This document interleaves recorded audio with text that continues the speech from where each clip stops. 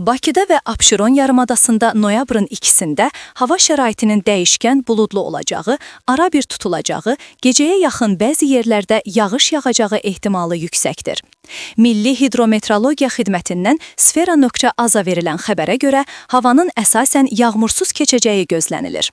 Mülayim şimal-qərb küləyi gündüz şimal-şərq küləyi ilə əvəz ediləcək. Bakıda havanın temperaturu gecə 11-15, gündüz 17-20 dərəcə isti olacaq. Atmosfer təzyiqi 765 mm civə sütunundan 770 mm civə sütununa qalxacaq. Nisbi rütubət 60-70% təşkil edəcək. Azərbaycanın rayonlarında havanın əsasən yağmursuz keçəcəyi, lakin gündüz bəzi şərq rayonlarında ara bir yağış yağacağı, şimşək çaxacağı gözlənilir. Bəzi yerlərdə ara bir duman olacaq. Mülayim şərq küləyi əsəcək. Bölgələrdə havanın temperaturu gecə 5-10, gündüz 17-22 dərəcə isti, dağlarda gecə 2 dərəcə şaxtadan 3 dərəcəyədək isti, gündüz 7-12 dərəcə isti olacaq.